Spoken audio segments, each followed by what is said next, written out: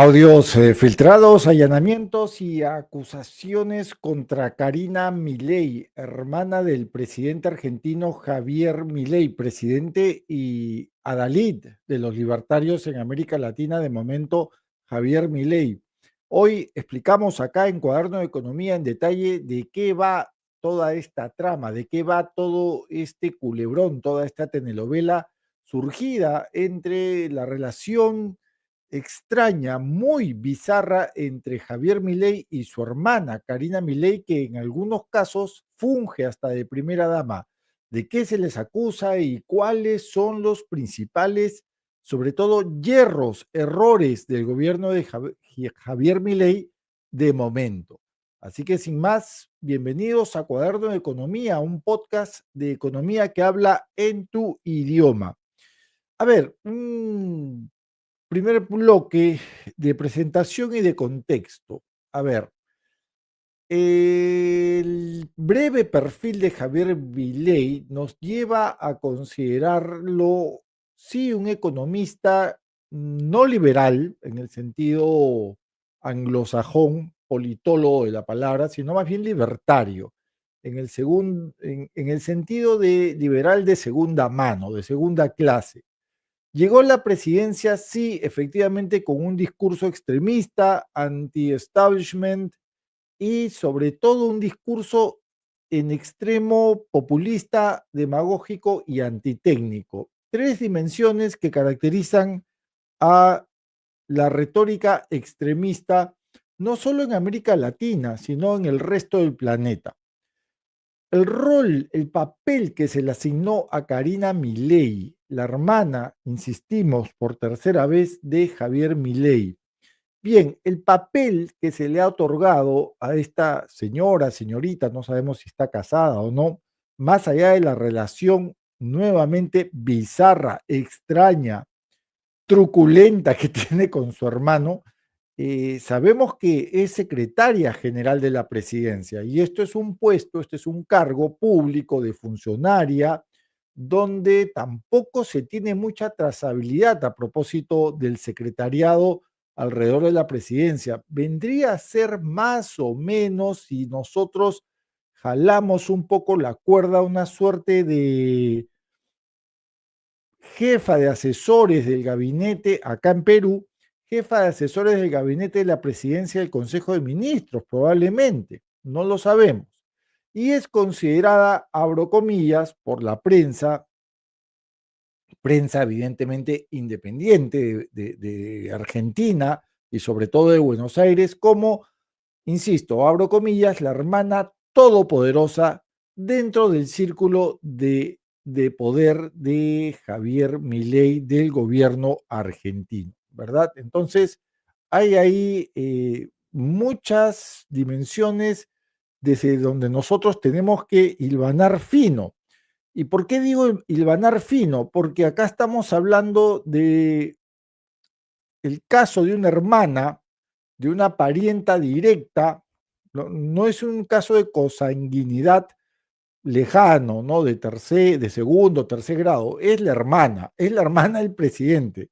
Y es la hermana del presidente la que lo ha metido, en este caso, en una nueva situación escandalosa, en un nuevo hito de la presidencia ya de momento muy accidentada de Javier Milei, porque recordemos que tras cuernos palos, ¿verdad? Porque hubo un primer episodio donde se cuestionó la idoneidad moral del presidente Javier Milei a propósito de la famosa criptomoneda Libra, y esto ocurrió este año, apenas hace unos meses, en febrero de este año. Y ahora, bueno, ocurre esto que vamos a pasar a profundizar, a detallar alrededor de Karina Milei, ¿verdad? Bien, entonces seguimos. ¿Qué detonó el escándalo? Primero hubo o se registró la existencia de unos audios filtrados. Y con audios filtrados me refiero a, sí, escuchas que se dieron al... No se sabe bien si fue dentro de la intimidad de Karina Milei o si fue dentro de un contexto oficial, ¿no? Lo cual también sería grave. Ambas dimensiones son graves, sea que Karina Milei haya registrado o se le hayan registrado estos audios en un ambiente pues coloquial, íntimo, personal, cosa que de acuerdo con juristas argentinos está permitida siempre y cuando se tenga como objetivo comprobar un delito específico, en este caso, bueno, el delito interpretado desde la legislación local nuestra peruana vendría a ser colusión y tráfico de influencias, que me parece que es lo mismo en Argentina. Bien, entonces se detectaron estos audios filtrados donde Karina Milei más operadores y colaboradores mencionados en presuntos pedidos de retornos, entre comillas, de comisiones, entre comillas, de un 3% sobre contratos en función a medicamentos destinadas a personas, y aquí viene lo grave y gravísimo, con discapacidad. Bien, ese es el presunto delito, no tráfico básicamente de influencias. Los medios, evidentemente, que difundieron la noticia no fueron tantos medios locales, sino más bien medios foráneos que compartieron la noticia con mucho detalle, mucho más detalle que evidentemente medios locales, ¿no? The Guardian, Reuters, AP, ¿no? Compartieron estos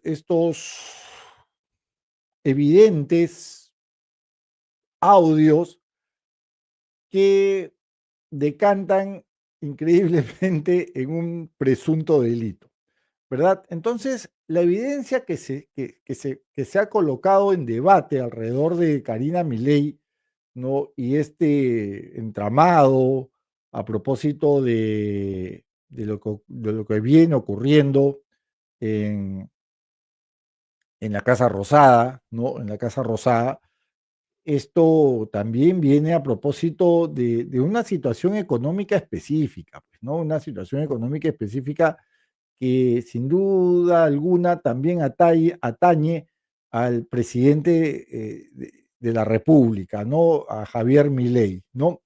Y acá, en muy buena onda, no lo estamos caricaturizando, pero sí creemos que es importante la figura del presidente Milei, porque de alguna manera demuestra a través de sus decires y sus haceres, demuestra que él no solamente estaría en condicional contaminado, sino que personal su círculo personal y probablemente, si ustedes me apuran, el círculo político que rodea a este señor, ¿no? Del antipeinado o del no peinado, también estaría contaminado, ¿no? Y entre ellos, evidentemente, su consanguinidad inmediata, leída como su hermana Karina, ¿verdad?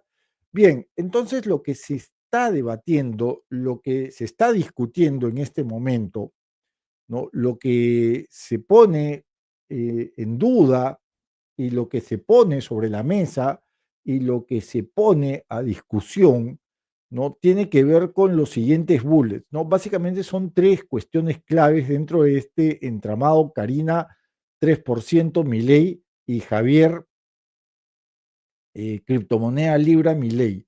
Primero, grabaciones de WhatsApp y llamadas. Segundo, denuncias de empresarios afectados. Evidentemente, cuando un proveedor se ve afectado, esto también levanta vuelo, ¿no? Porque si soy yo proveedor histórico, tradicional y recurrente de un ministerio de salud o de una oficina descentralizada federal que aporta con medicamentos a un sector tan vulnerable como el de la discapacidad, que de por sí ya está siendo golpeado por el gobierno de Javier Milei, y eso también es lo grave y suma más a esta situación tan complicada. Evidentemente, yo como empresario afectado también voy a ser parte de las denuncias y también voy a ser parte de este entramado. En tercer lugar, tenemos declaraciones judiciales que ya abrieron una investigación ante el Ministerio Público argentino, vale decir, ante la Fiscalía. Ahora, las primeras reacciones evidentemente han sido las típicas, las de siempre, sobre todo en América Latina, y apelan pues a la vieja confiable, ¿no? Los audios son falsos, los audios son manipulados, los WhatsApp son anodinos, son apócrifos. Milei anuncia, como no, al mejor estilo libertario, ¿no? Demandas contra periodistas, ¿no? ¿Dónde está esa libertad? ¿Dónde está esa libertad de prensa? ¿Dónde está esa libertad de opinión? ¿Dónde está esa libertad, sobre todo, de investigación, ¿no?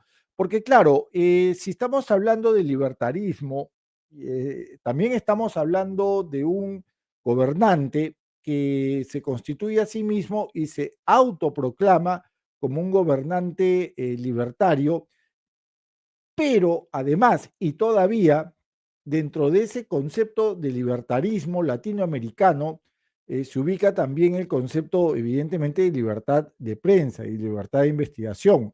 Pero en paralelo, ojo, estamos hablando de funcionarios públicos, valga la redundancia, pues todos sabemos que cuando hablamos de funcionarios, evidentemente estamos hablando de funcionarios públicos. Ahora, como funcionario público, al menos en mi país, en Perú, tú estás sometido como cargo, ¿no? Al escrutinio de quién, al escrutinio de la opinión pública. O sea, tú ya no eres una persona privada per se. O sea, tu nivel de privacidad es muy limitado, es limitadísimo. ¿Por qué? Porque eres un cargo, eres un funcionario y porque, repetimos, tu nivel de escrutinio, tu nivel de examen, tu nivel de evaluación frente a la opinión pública a través de los medios, de la prensa independiente, sobre todo, de la prensa y del periodismo de investigación, ya no es el mismo. Te debes tú a la opinión pública, te debes tú al público, te debes tú a la prensa, te debes tú al periodismo de investigación y tú como cargo y funcionario no puedes andar diciendo que el WhatsApp tal es falso, es apócrifo, el audio tal es falso. No, lo que tú tienes que hacer es agarrar tu aparatito, ¿verdad? Agarrar este aparatito de acá y dárselo a las autoridades competentes. Como decía algún presidente peruano que ya no está con nosotros, el que no la debe, no la teme, ¿verdad? A ver, Javier, y además estamos hablando de dos funcionarios públicos, de dos funcionarios. Yo sigo con lo de funcionario público, sepan ustedes, disculpar la redundancia. Estamos hablando de Karina, secretaria de gobierno, secretaria de Palacio, secretaria de la Casa Rosada, y estamos hablando del presidente de la República, Javier, que además, y todavía, y si me apuran, son hermanos. Ya pues, hay que ser conchudo, ¿no? Hay que ser bien conchudo. Bien, entonces, eso es lo que está en discusión, ¿no? De momento, ¿qué se ha diseñado desde el Ministerio Público, desde la Fiscalía, vale decir, desde el Poder Judicial? ¿Qué medidas judiciales y allanamientos han ocurrido? Primero, se han allanado oficinas y domicilios de funcionarios vinculados. Claro, siempre empezando por la cuerdita más flojita, ¿no? Siempre empezando por la parte del hilo más delgadito. Segundo, órdenes judiciales a partir de una revisión de los contratos de medicamentos, a ver qué cosa hay ahí, a ver, siempre es bueno en el periodismo de investigación, no es que yo sea un experto en periodismo de investigación, en algún momento lo he ejercido, pero siempre es bueno la máxima, digamos, diseñar o ejercer la máxima aquella de follow the money, porque el follow the money en periodismo de investigación prácticamente lo es todo. Y no me dejarán mentir grandes periodistas de investigación de América Latina, entre ellos Gustavo Gorriti, a quien le enviamos un gran saludo. Bien, tercero, posibles imputaciones en curso. Sí, van a haber, van a existir. Si realmente existe un poder judicial argentino, si realmente existe un ministerio público argentino leído desde una fiscalía independiente, creemos que estas investigaciones van a caer o van a recaer en este señor, ¿no? Y en su hermanita, ¿no? En su hermanita, que dicho sea de paso, qué costumbre aquella, qué manía aquella de los argentinos, esto dicho con todo respeto y todo cariño, porque creo que no hay país que quiera más a la Argentina que el Perú, ¿no? Y esto no solamente por el tema de Malvinas, ¿ah? Esto ya es histórico, ¿no? Creo que Argentina y Perú tenemos lazos muy fuertes, cuerdas muy sólidas, strings muy strongs. Entonces, qué manía, y esto dicho con total buena onda, y siempre insistiendo que Malvinas son argentinas, pero qué manía los argentinos de vincularse con sus hermanas, desde Pimpinela hasta los Milei. Ya pues, por favor, ya basta de, basta de esa tendencia un poco, no lo sé, distorsionada, torcida de vincularse entre hermanos, ¿no? Si ya es perturbador escuchar a Pimpinela, ¿no? Quitándose, hablando como si fueran pareja, cantando, mejor dicho, como si fueran pareja. Imagínense, pues, Milei en el Vaticano visitando al Papa y todo el mundo creyendo que la hermana es su esposa, ¿no? Ya. Bien, sigo. Sigo. No, un saludo a la gente de Argentina, sobre todo a mi amigo Nicolás Soldachis, gran economista, a quien le mandamos un gran abrazo. Pero en verdad, ya pues, ya Pimpinela, ya Milei, ya mucho. Bueno, ya, y por segunda vez, las Malvinas son argentinas. Volveremos, volveremos, volveremos. Carajo.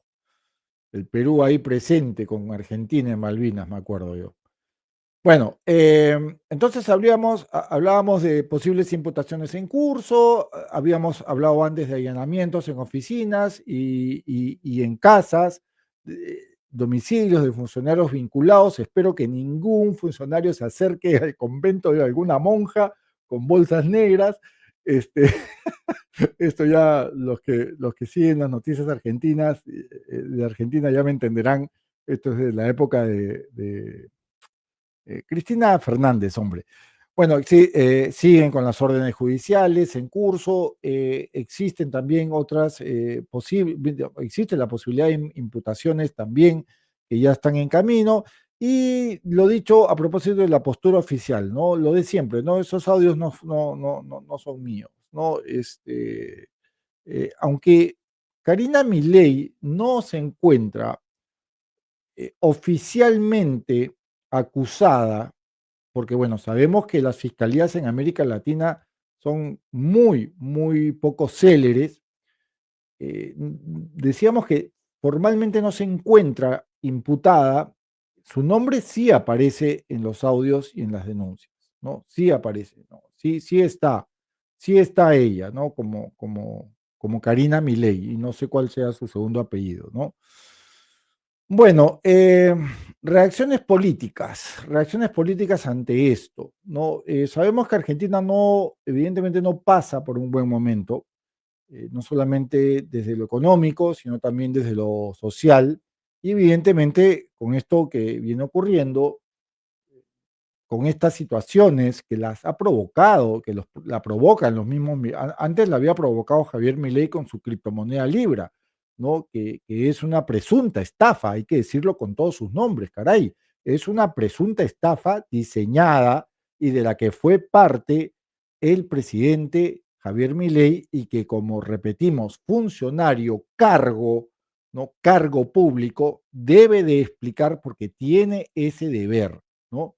Bien, no solamente provocadas por él, sino también ahora provocadas por su entorno familiar.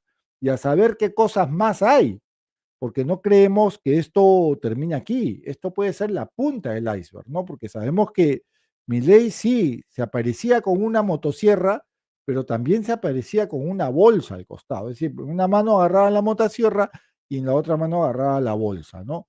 Bien, las reacciones políticas básicamente también han sido sociales. Hubo protestas en función a actos públicos contra Javier Milei. Recordemos la semana pasada el piedrazo que decantó en una comitiva de Javier Milei, además son muy poco, vamos a decirlo así, son muy poco inteligentes, ¿no? Porque se mandaron mudar pues a un barrio donde ellos no necesariamente son muy queridos, ¿no? Donde donde Javier Milei no es muy querido. Vamos a ver si tenemos acá la fotografía donde él aparece efectivamente siendo afectado pues por una piedra que le cayó, ¿no? Vamos a ver si la tenemos por acá. A ver, a ver, a ver. Sí, han sido duras semanas para Javier Milei, ¿no? Y la escena de caos, ¿no? Pues culminó pues con este escándalo de corrupción, también trajo una caída de popularidad, ¿no? Y esto evidentemente también pues afectó pues al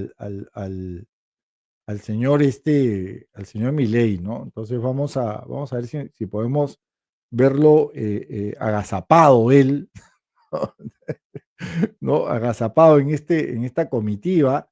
No me estoy burlando porque en verdad uno no debe fomentar este tipo de violencias. Creo que el diálogo debe primar y no obstante ellos, los libertarios, Milei sobre todo y toda su gente, en general los ultraderechistas no son amigos del diálogo, sino más bien son amigos del insulto. Bueno, demostremos que somos los que pensamos distintos, que somos mejores que ellos, ¿no? Demostremos que somos mejores moral, ética, política, socialmente, en fin, que somos educacionalmente, ¿no? Que somos mejores que ellos, ¿no? Demostremos que somos, y estas escenas, la verdad, de violencia, las reprochamos. Así haya sido contra Javier Milei y su hermana Karina, ¿no?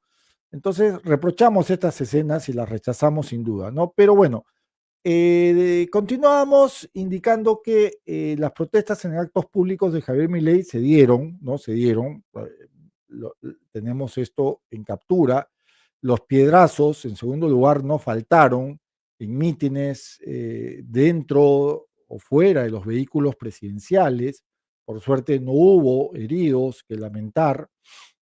Lo cierto es que también hay o existe una situación de impericia por parte de Milei y de Karina Milei, porque fueron un barrio, el de la foto, donde no son muy queridos, donde no son muy, digamos, bien recibidos, porque es un barrio que fue muy afectado por los recortes sociales, por los recortes en los jubilados, fue un barrio muy golpeado por los recortes en sanidad, por los recortes en la universidad pública, entonces se les ocurrió pues brillantes ellos ir en caravana, ¿no? Automovilística a este barrio, ¿no? Y eso recibieron, ¿no? Piedras, barro, en fin, y probablemente creo que hasta llegué a ver bosta, ¿no? Bosta, no sé si de vaca o de caballo, pero bueno, eso es lo que se ganaron, ¿no? Y eso evidentemente está mal. Ay, qué mala, el nombre este está mal.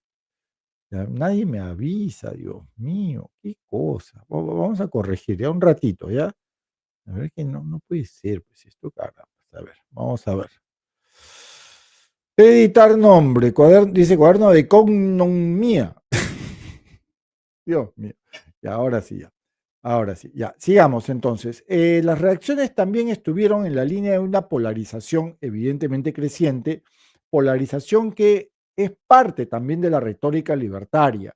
Es decir, segmentar, polarizar, dividir es parte de esa retórica libertaria a través de que de la dominen y del insulto y no del diálogo, y no del debate, y no del intercambio de ideas, y no del pensamiento crítico, que son cuatro dimensiones de las que adolece personas como Javier Milei, como Karina Milei, como Patricia Bullrich, y etcétera, etcétera, etcétera, etcétera, ¿no? Entonces, hay un apoyo duro de base libertaria, sí, Milei tiene una base libertaria, sobre todo entre los jóvenes, y esto lógicamente porque los jóvenes no han mielinizado todavía muy bien sus mielinas cerebrales. Esto es más que evidente, con todo respeto a la juventud de Argentina. Lo otro, existe mucha crítica por parte de la oposición y organizaciones civiles. Se han levantado voces desde la Cámara Baja, desde la Cámara Alta, ya voces acusando de un capital político en franco deterioro. Ojo, repito, voces desde la Cámara Baja, Cámara Alta, del Congreso, del Parlamento argentino, acusando directamente, señalando, así como lo estoy haciendo con mi dedo, ¿no? Señalando así, ¡pum! Ahí directo a la cámara, ahí está, directo a la cámara, señalando ya con nombre propio, ¿no? ¿Cuál va a ser el deterioro del capital político? Y cuando existe deterioro en términos de capital político, sabemos perfectamente que el deterioro económico viene acompañado de ese maltrecho capital político, de esa maltrecha matriz política. Entonces, es más que evidente que esa lanzadera de piedras va a traer también cola a propósito de la economía, ¿no? Y eso nos debe preocupar muchísimo, muchísimo, ¿no? Bien, el clima mediático, ¿cómo están los medios en Argentina? Evidentemente acusan también de polarización, o sea, no vamos a comparar, no lo sé, un diario El Clarín, conservador, ¿no? Tibio, ¿no? Ni chus ni mus, con un diario chequeado, pues, por ejemplo, ¿no? O ámbito, ¿no? Donde sí suelen tomar más partido, ¿no? Son más valientes. Entonces existe, pues, evidentemente un clima mediático hostil, una prensa dividida, una prensa mixta, una prensa dispar entre quienes sostienen la teoría de la veracidad de los audios y de la coima, porque eso es lo que presuntamente se tiene que investigar desde el Ministerio Público si efectivamente Karina Milei fue objeto y sujeto de coima, y quienes hablan de una operación política, de un montaje político y de un andamiaje político que se construye contra los valores libertarios del gobierno de Javier Milei, valores libertarios que están llevando a la economía argentina por una buena senda que significa endeudarse más con el Fondo Monetario Internacional, por ejemplo, ¿no? Bueno, y hablando ya de matriz económica, sería bueno repasar cuáles son los principales momentos del gobierno de Milei para ir un poco también desmitificando, ¿no? Desmitificando cuál es la naturaleza, porque muchos hablan de que Milei es un ejemplo para América Latina, es un ejemplo de cómo viene recuperándose Argentina, cuando la evidencia basada en datos, la trazabilidad basada en datos, está demostrando que no solamente el gobierno de Milei carece, adolece de pilares morales, sino también carece y adolece de pilares sólidos desde la economía. Los errores económicos empiezan en primerísimo lugar con un ajuste fiscal extremadamente drástico que logró sí desacelerar la inflación, pero ha disparado al mismo tiempo y en simultáneo la pobreza y el desempleo. Ahora, la desaceleración de la inflación evidentemente ha sido producto de un recorte de gasto importante, así que no es tanto un logro económico, más bien ha sido un logro desde una página de Excel, desde el Ministerio de Economía, no sé cómo se llama en Argentina, creo que se llama Ministerio de Hacienda, pero tiene que ver más con un efecto de una desaceleración del gasto, de un recorte del gasto. Claro, tú has recortado universidades, has recortado ayuda científica, has recortado jubilaciones, has recortado discapacitados, has recortado personas con capacidades especiales, ¿no? Has recortado financiamiento a la cultura. Bueno, es más que evidente que la inflación tiene que ir cediendo, ¿no? Si haces tantos recortes, ¿no? Porque evidentemente, y la teoría económica no me va a dejar mentir, tú desaceleras la demanda, automáticamente los precios comienzan a ceder, ¿no? O por lo menos moderarse un pelín, ¿verdad? Entonces, eso de que la inflación ha ido desacelerándose, la verdad es que hay que someterlo muy, muy en duda, ¿no? Recordemos que la estadística no miente, pero se puede mentir con la estadística, ¿verdad? Mientras tanto, decíamos, se había disparado la inflación y se ha disparado el desempleo. Segundo, privatizaciones y desregulaciones muy dinámicas, muy aceleradas y sin ninguna trazabilidad y sobre todo sin ninguna evidencia basada en datos, donde el costo-beneficio, precio, población muestral simplemente ha sido puesto de lado. No existe dentro de las privatizaciones un estudio de impacto, sobre todo social, o sobre todo económico, o sobre todo trazado de datos en función a espacios muestrales, a qué parte de la población le conviene o le convino esa privatización y a qué otra parte no, ¿verdad? Entonces es un poco regresar pues a los 90, ¿no? A ese modelo neoliberal. Dicho esto, sin ningún afán político, ¿ah? Para mí lo neoliberal me entra por un oído y me sale por el otro, no me importa, pero sí estamos regresando un poquito a esos tiempos, ¿no? Del neoliberalismo, donde ya privatizas y privatizas pues al caballazo, como decimos en el Perú, ¿no? Sin tomar en cuenta lo dicho, costo, beneficio, precio, muestra poblacional, ¿no? Ahora, no existen tampoco dentro de estas privatizaciones, sigo en el segundo punto, planes de transición, ¿no? Planes donde tú digas, ya, no lo vamos a hacer radicalmente, vamos a diseñar un booster de privatizaciones para que esto no sea tan radical. Y estos planes o esta falta de planes de transición generan pues incertidumbre, nerviosismo, dudas en quiénes, en empresas y en familias. Tres, la crisis de confianza global, internacional.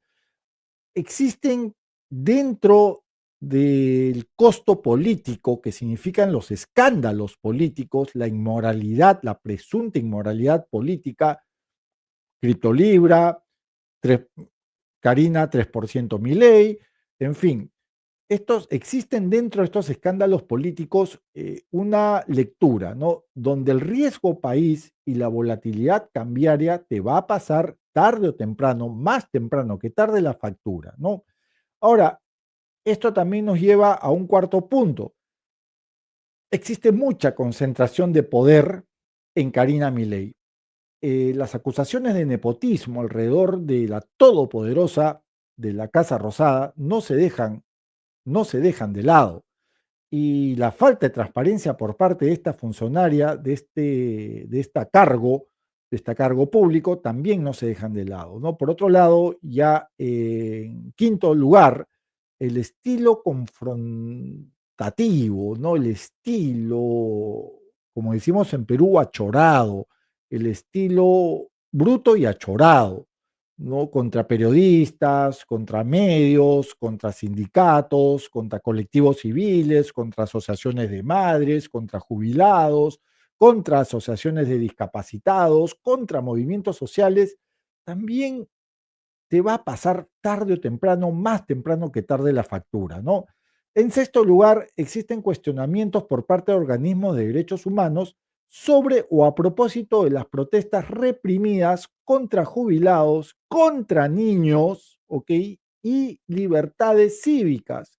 Un gobierno, un gobierno que manda a la policía contra hombres y mujeres de 80 años y hombres y mujeres de 10 años no es un gobierno, es una panda de matones. Hay que decirlo, ¿no? Un gobierno que manda a su gente, a la policía, digo yo, contra octogenarios y contra niñitos y contra discapacitados, un gobierno que se mete con jóvenes que tienen la ilusión de estudiar en la universidad pública, que es tan buena además en la Argentina, no es un gobierno. Entonces, esto que estamos viendo en la foto, no avalamos la violencia, de ninguna manera, pero esto es un pelín la cosecha de lo que ha sembrado en este año y pico, casi 2 años de gobierno.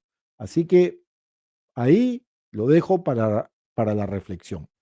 Bien, bueno, consecuencias inmediatas y peligros de este entramado moral, de este entramado ético, de este entramado político y este entramado que puede decantar también en lo económico.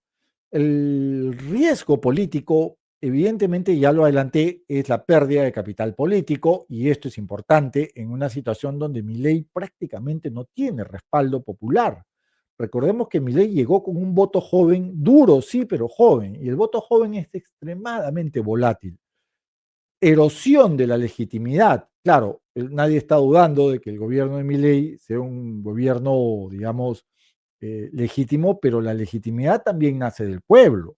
Y si tú no tienes una base social fuerte, tu gobierno no es que sea ilegal, pero sí se convierte en ilegítimo. ¿Me dejo entender? Y mayores dificultades en el Parlamento, tanto en la Cámara Baja como en la Cámara Alta, porque ya hay parlamentarios, ya hay voces parlamentarias que están cada vez más perdiendo el miedo de decir las cosas como son en la Argentina. Los peligros económicos, dudas en los inversionistas. Claro, ¿cómo yo voy a meter mi plata en una economía donde tengo un presidente que sale a vender como si fuera vendedor de enciclopedias o de aspiradoras puerta en puerta, sale a vender criptomonedas? Además, criptomonedas. O sea, te acepto que vendas, no sé, que seas vocero de autos eléctricos. Te acepto que seas vocero de cuadros de artistas emergentes. Te acepto que seas vocero de, no lo sé, de microprocesadores, de inteligencia artificial, pero de criptomonedas. Y encima las recomiendas. Y encima al día siguiente sales diciendo que no eres experto en eso y que simplemente te cayó de la nada.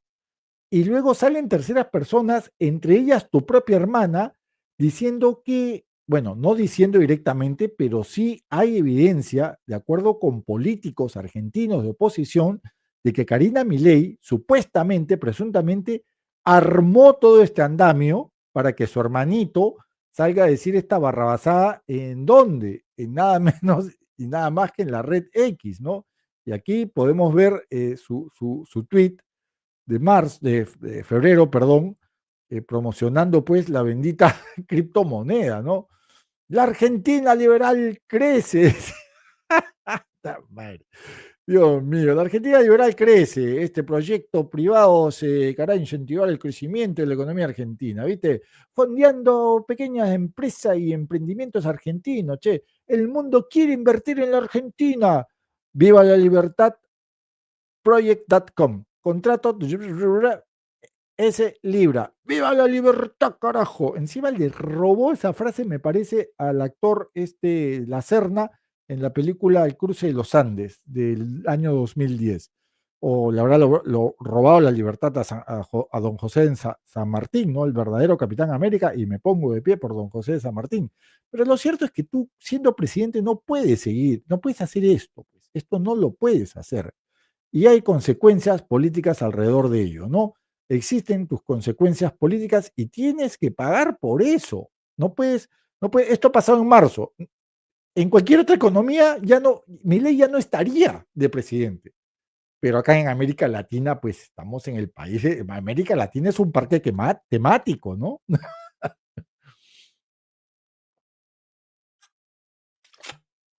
Bien, sigamos entonces con los costos políticos. Ya vimos los políticos, pérdida de capital político, legitimidad, dificultades en el Congreso. Económicos, dudas de inversionistas, claro, ¿quién va a meter plata ahí? O sea, ¿quién le va a dar plata a este tipo? No, me dejo entender, a un vendedor calle, con todo respeto, a los vendedores calle, que sí, día a día se sacan la mugre. ¿Existe un riesgo país elevado? Por supuesto que sí, y hay un potencial frente de fuga de capitales. ¡Ay, ay, ay! ¡Ay, ay, ay! Agárrate, Catalina. ¿Ustedes creen que los agroexportadores, los soyeros, los de la soja o soya, van a querer bancarse a este par? Con este par me refiero a Javier y a Karina Milei. ¿Ustedes creen que los agroexportadores van a querer dejar sus 25.000 millones, 30.000 millones de dólares en manos de este par? Yo no lo sé, ¿ah?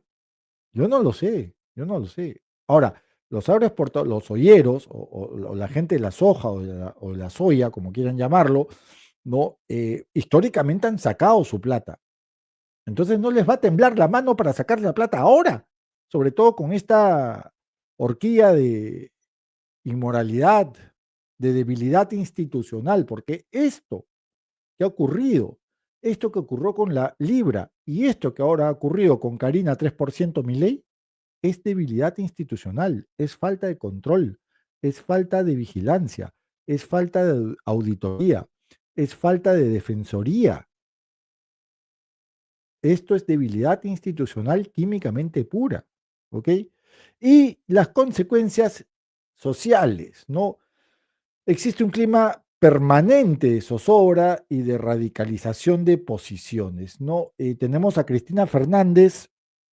en- Cristina Fernández debe estar feliz con esto que está ocurriendo, porque su figura, ¿no es cierto?, se está levantando como espuma, porque la han convertido y la están convirtiendo en mártir.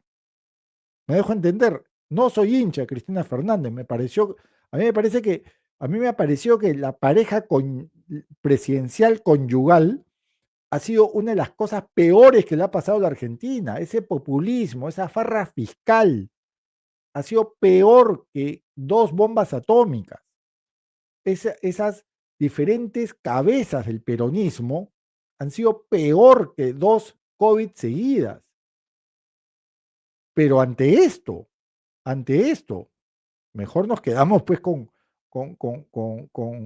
esa cabeza del peronismo, por lo menos no con Cristina Fernández, pero con Alberto teníamos un peronismo, con Alberto Fernández, hablo de él, que no tiene nada que ver con Cristina, teníamos un peronismo más moderado, un poquito más decente, menos canchero, ¿no? Bien, no quiero seguir continuando sin antes pasar a las preguntas del público. Vamos a ver qué nos dice la gente. A ver, empezando por,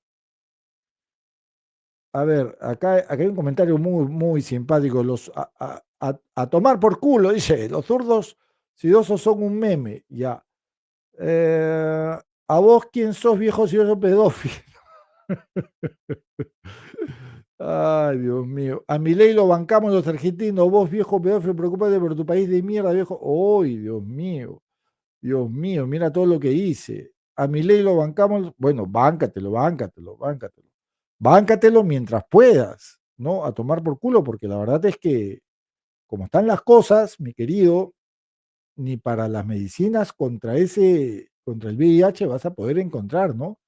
Alberto el golpeador, el que lleva putas a casa de gobierno, dame evidencias, pásame evidencias, acá puedes pasarme enlaces, ¿ah?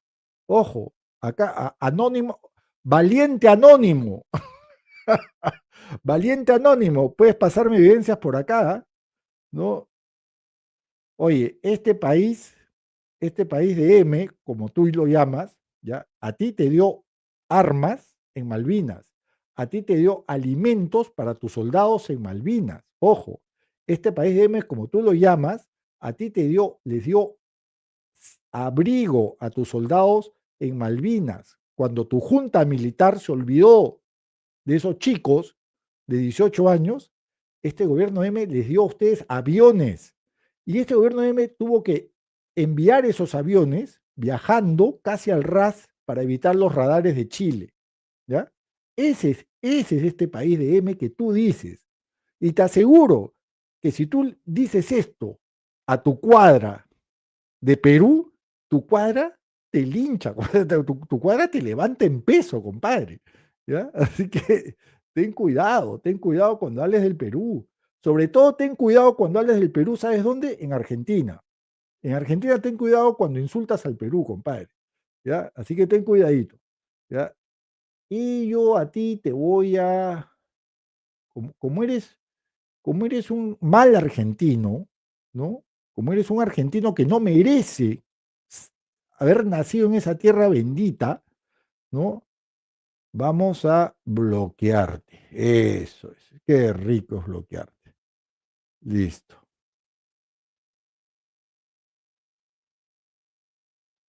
Listo. Ya te bloqueé. Bueno, vamos entonces.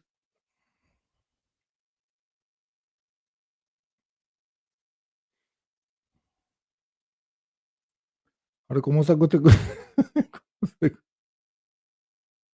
Ya. Listo. Entonces, ahora sí, nos vamos a algo más útil. Bueno, hemos levantado. Sí, lávate la boca, oye, cuando hables de Perú, ¿ya? Y sobre todo cuando hables de tu país, también lávate la boca. Bien, entonces seguimos. ¿Cuáles son los escenarios futuros? ¿Qué nos queda de aquí de cara al futuro? A ver, el primer escenario, en el primer como somos economistas acá y nos gusta dibujar escenarios, vamos a dibujarlos, pues, ¿no? Vamos a dibujarlo. ¿Qué tenemos? ¿Qué tenemos de aquí al corto y largo plazo? Un escenario. La justicia, América Latina, ya sabemos, la justicia desestima las pruebas y Milei usa el caso, Javier Milei usa el caso para reforzarse, o la palabra es más bien empoderarse, empoderar una narrativa de persecución política, que puede ser, ¿ah? Porque así son, el libertario es así, ¿no? Se victimiza. Ahora, eso puede ser, pero la verdad es que está tan hundido el pobre hombre, gracias a su hermana en estos presuntos casos, que dudamos que este escenario se dé, ¿no? Pero sí va a apelar a reforzar esta vocación a la persecución política, porque esto es normal en América Latina. El segundo escenario que podemos dibujar es eh, donde la justicia sí va a avanzar en las pesquisas, sobre todo con las figuras cercanas, ¿no? Y esto va a decantar en una crisis, como ya dije hace un ratito, institucional fortísima. En el escenario 3 existen más filtraciones y denuncias, lo que va a alimentar más un caso en firme, sobre todo para la fiscalía. Y esto este es el peor de los escenarios. El segundo y el tercero son los peores de los escenarios. Porque eso de que Milei se victimice, bueno, ya lo hemos visto antes llorar, no va a ser novedad verlo más llorón, ¿no? Entonces, en el escenario 3 vamos a ver más filtraciones, más denuncias, vamos a ver más gente, probablemente veamos colaboradores eficaces, no descartemos esa figura. Acá en Perú hemos logrado meter 4 presidentes en la cárcel gracias a los colaboradores eficaces. No es que seamos los adalides anticorrupción, porque la corrupción acá en Perú se cata, se olfatea, pero por lo menos hemos logrado meter 4 presidentes en la cárcel gracias a los colaboradores eficaces, ¿ya? Y si me apuran, a una candidata presidencial también estuvo también bajo la sombra. Y si Argentina, si la Fiscalía, si el Ministerio Público logra diseñar un caso en firme, esto sí decantaría en una crisis total, donde la parálisis política y la parálisis económica se va a dejar notar. Bastante, bastante. Recapitulando. A ver, ¿qué vimos en los audios o qué escuchamos en los audios? ¿Cómo reaccionó la justicia? ¿Qué errores ha cometido el gobierno de Milei? ¿Y por qué eso pone en futuro su riesgo político? Ya eso lo hemos repasado. Un call to action. A ver, un call to action. Dime tú, a ver, déjame tu opinión en los comentarios. ¿Crees acaso, te voy a hacer una pregunta, ¿crees acaso que este escándalo va a marcar el fin de la luna de miel política y económica de Milei? Bueno, si te suscribes a Cuaderno de Economía, para más análisis claro y directo, y si le das clic a la campanita, es más que evidente que queremos leerte. Queremos leerte. Bien, antes de la reflexión final, quisiera, digamos, no quisiera terminar, vamos a ponerlo acá de nuevo a mi compadre. No hay plata, dice, pero hay criptomonedas, dice. Bueno, no, antes de entrar a la reflexión, me gustaría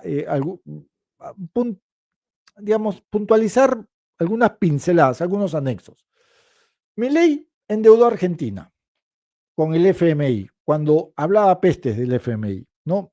Creo que le han endeudado por 20.000 millones de dólares y ya le han dado un advance account de 12.000 y era pues evidentemente un siguiente desembolso ya para, o de cara a junio, me parece, no sé si ya se hizo el desembolso, pero creo que ya, ya se van por los 2.000 millones de dólares adicionales, ¿no? A ver, lo otro que nos parece importante pasar como pincel es lo siguiente, ¿no? Milei se topó con una inflación de 3 dígitos en el 2023. No voy a decir el número porque los números se los lleva el viento. Y la redujo significativamente, casi a la mitad.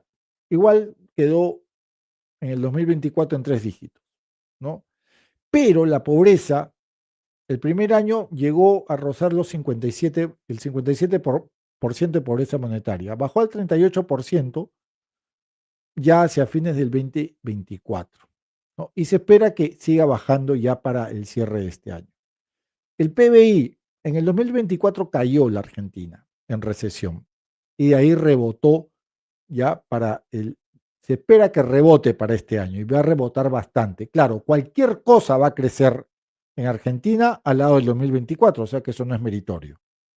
Estamos, eso no es meritorio, eso no es mérito de mi ley, eso no es mérito de la demanda, eso no es mérito del consumo.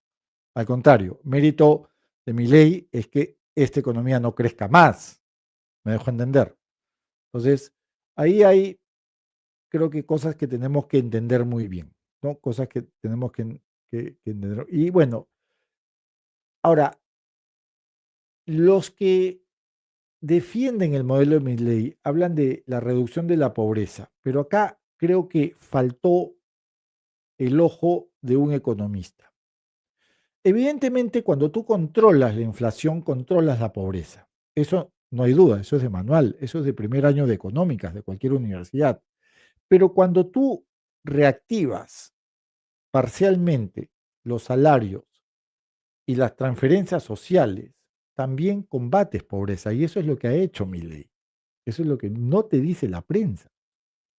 Y también cuando hay ajuste fiscal y reformas estructurales que duelen y que dañan al más vulnerable, también puedes reducir la pobreza, por lo menos estadísticamente, ¿no? Y eso es lo que no te dice, ¿no? Entonces, claro, ¿es un efecto estadístico o es una mejora real lo de la pobreza? No es solamente un efecto estadístico. La caída de la pobreza registra avances reales. Hay que ser muy mezquino para no reconocerlo. Control de la inflación, mejoras en ingresos, reformas estructurales, respaldados por datos, obviamente, del INDEC, ¿no? El INDEC, que en la época del kirchnerismo era cualquier cosa, ahora sí ya se ha ordenado. No obstante, y aquí viene el economista antipático, pero tu economista de confianza, estos avances son frágiles, son desiguales, son inequitativos, son asimétricos, no son armoniosos y son desequilibrados y no significan para nada que la calidad de vida haya mejorado sustancialmente para todos. Sobre todo si te vas a regiones del norte donde todavía puedes encontrar horquillas del 50% de pobreza monetaria. Y eso se viene perpetuando. Así que no cantemos victoria, ¿no? Ahora, ¿qué fue la presunta estafa de la libra, ¿no? Bueno, ya sabemos que Milei pues la condujo, Milei fue quien lideró esta estafa de libra, pero probablemente ustedes como yo se han quedado con la duda a propósito de cuál fue el rol de esta presunta estafa, ¿no? La verdad que la cosa es muy sencilla, ¿no? El 14 de febrero se creó Libra dentro del proyecto Viva la Libertad. Javier Milei fue uno de los primeros en promocionarla en redes, en Instagram, en X, en Facebook, etcétera, y fijando el post con el contrato, porque ahí pueden ver ahí en el post, en la captura, pueden ver el enlace con el contrato para comprar qué cosa, el token de la plataforma Solana. Tras esta difusión, el valor de la libra saltó de 0 a más de $5 y con una capitalización que llegó entre 4.000 a 4.500 millones de dólares.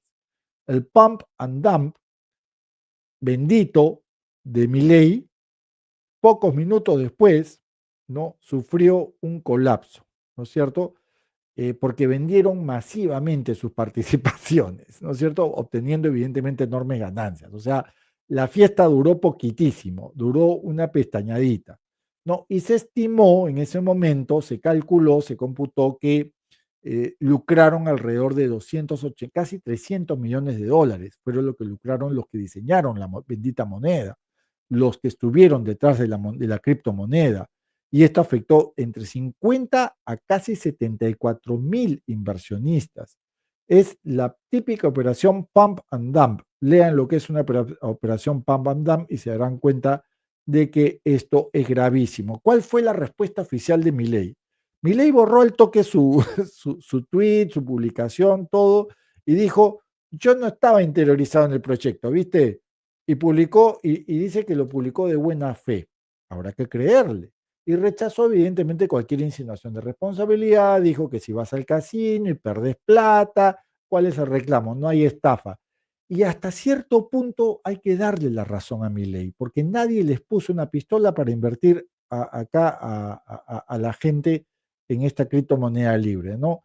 Y sugirió que la caída fue parte del riesgo de invertir. O sea, sí, tiene un punto Milei, ¿no? Lo que evidentemente no lo respalda es que se trató de un funcionario, de un alto, no cualquier funcionario, de un alto funcionario público, de un presidente de una república que estaba promocionando, y esto es un cague de risa, estaba proporcionando pues una criptomoneda, ¿no? Y eso evidentemente está muy mal, muy mal. La verdad que eso es muy grave, ¿no?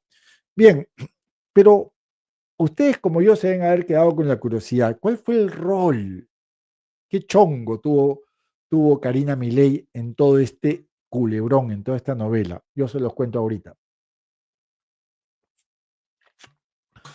A ver, um, Karina Milei habría actuado como una especie de lobista, de cabildante, porque hubo negociaciones previas que fueron manejadas, gestionadas por Karina Milei. Antes del lanzamiento, Karina Milei, de acuerdo con medios independientes argentinos, según políticos y una política argentina en especial, que me acabo de olvidar su nombre, pero es una política que ya lo ha dicho y ya lo ha declarado, incluso, me parece que es de la Cámara Baja, ya incluso lo ha declarado en el Congreso, actuó como operadora central, como mediadora central, supervisando supuestamente, según, repito, medios y en reporte fiel, según esta política argentina, reuniones con los promotores del proyecto, con Cube Exchange, con Hayden Mark Davis, y con figuras como Mauricio Novelli, Terrones Godoy, Sergio Morales y otro colaborador identificado como Ariel Parkinson. Solo luego participó Gabriel Milei, ¿no? Entonces, los diputados de la coalición cívica, Mónica Frade y Maximiliano Ferraro, presentaron una denuncia penal contra Karina por cohecho, tráfico de influencias, lo que dije al principio, al inicio de este podcast, y violación de la ley de ética pública, que es un poco lo que vengo diciendo, que es un poco lo que vengo indicando, que tú eres funcionario, no puedes hacer tontería y media, porque tu exposición ya es otra. Y argumentaron estos políticos que Karina Milei coordinó estas reuniones que llevaron al presidente a promocionar Libra, ¿no? Y también hay datos, hay denuncias adicionales, se afirma, según reporte fiel, medios, diarios, periodismo de investigación y políticos, que Karina participó activamente en el diseño de las cartas de intención hasta la firma de acuerdos con los promotores del token, ¿no?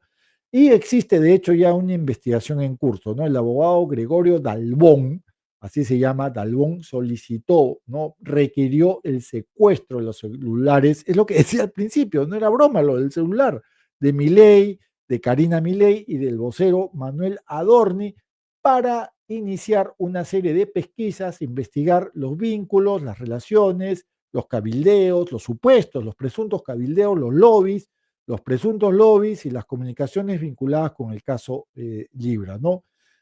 Y eso que no estoy contando el hostigamiento a los jubilados, el hostigamiento contra la universidad y el hostigamiento contra la niñez vulnerable, ¿no? Bien, no quiero despedirme sin antes hacer un bonus track, ¿no? Y para hacer el bonus track quiero agregar, antes de la conclusión, quiero agregar a este señor de acá. ¿no? A este señor. ¿Quién es este señor? No tiene nada que ver con Milei. Bueno, directamente no tiene nada que ver con Milei, pero indirectamente sí porque comparten evidentemente ideas libertarias, de ultraderecha, de extrema derecha, etcétera, ¿no? Y se llama Axel Kaiser. Es economista y doctorado en economía por la Universidad de Heidelberg, ¿no? O Heidelberg, ¿no? Para no decirlo con acento alemán, ¿no? Bien, lo que pasa es que Kaiser lanzó, me parece que fue esta semana, un tuit medio, no sé cómo decirlo, ¿no? No sé, un tuit medio, no sé si fue perturbador, pero más o menos esto fue lo que lanzó, ¿no? Eh, y dijo esto, ¿no? Kaiser, o sea, lanzó esta columna donde él hablaba pues de la decadencia Made in Germany, la decadencia de Alemania, ¿no? Esta columna que están viendo acá, ¿no? Y la lanzó en el diario El Mercurio, ¿no? Que es un diario medio facha de Chile, ¿no? Por cierto, el señor Axel Kaiser es chileno, ¿no? Y bueno, y dijo que, bueno, y entre otras cosas, pues hablaba de que Alemania está pues en un ciclo, en un ciclo de decadencia, que el estado de bienestar alemán está en decadencia, en fin, y que digamos, y acá lo podemos ver en el entrecomillado central, es muy probable que Alemania se siga hundiendo en la decadencia, dice, mientras sus empresas, gente más capacitada y capital buscan otros destinos más atractivos. Bueno, es un poquito la retórica de la que hablan los extremistas de derecha a propósito de lo que ocurre con Alemania, la inmigración, la xenofobia, etcétera, ¿no? Pero se topó para su suerte con este economista, y este economista dijo lo siguiente, ¿no? A ver, primero que nada, Kaiser hizo su doctorado en Heidelberg, una universidad financiada por el Estado, ¿no? Es decir, estatal. Entonces no sabemos de dónde es libertario, ¿no? Kaiser. Dos, el estado del bienestar. Hablar de economía de bienestar o hablar del estado de bienestar, en verdad es un término muy relativo, ¿no? Y él como doctor en economía debe saberlo, ¿no? Y no se debe tomar a la ligera. La economía del bienestar es un término que los economistas lo evitamos por ser extremadamente subjetivo. Es cierto que Alemania se contrajo como parte de un ciclo económico y todas las economías del planeta registran un ciclo económico, registran ciclos económicos. Existen pues descensos, estancamientos, enfriamientos, recesiones, así como existen aumentos, subidas, apogeos, ¿no? Y lo que está más bien pronosticando Alemania de cara al 2006 a través del Bundesbank o BUBA es un plan Germany for Germany, ¿no? O Made for Germany, o algo así, donde efectivamente Alemania nuevamente, con una inyección de más de 600.000 millones de euros, va a retomar la senda de ser la locomotora de Europa. Y además, otra cosa, Alemania nunca, nunca va a dejar de ser la tercera, primero la locomotora de Europa y segundo la tercera economía del planeta, ¿no? Y quizás lo tercero, ¿no? Es muy obsceno, por no decir otra palabra, citar en un artículo, en una columna, al partido neonazi, xenófobo, misógino, nativista, Alternative für Deutschland, el AfD, ¿no? La verdad que es muy, muy grosero citarlo, ¿no? Y bueno, y es Kaiser, y ya Kaiser nos tiene muy acostumbrados, ¿no? Recordemos lo que dijo del feminismo con Ucrania, cuando confundió nazismo con socialismo, recordemos que Kaiser dijo que solo los comunistas defienden terminar con el secreto bancario, un ex fiscal chileno lo desmintió con evidencia, ¿no? Y quedó pues sin piso el pobre Kaiser, y quedó evidentemente expuesto más como ideólogo que como analista serio, ¿no? Y también recordemos cuando dijo que la desigualdad económica es el resultado de la envidia social, ¿no? Y lo más importante es el crecimiento, ¿no? Cuando ya sabemos que esto de la desigualdad, la OCDE, el Fondo Monetario, el Banco Mundial, han mostrado que la desigualdad, reduce movilidad social, provoca inestabilidad política, económica y frena el crecimiento a través de la pobreza, ¿no?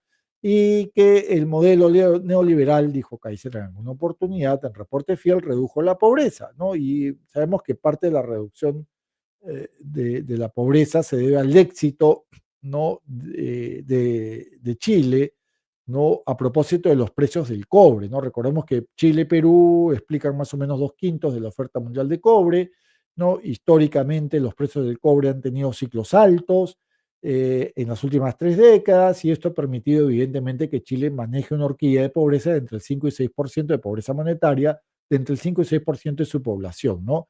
Y también esto se debe a políticas mixtas, donde incluso ingresó el Estado como agente regulador de esta horquilla de pobreza, ¿no? Y esto lo dijeron economistas chilenos como Ricardo French Davis, ¿no? Y lo demostró, ¿no?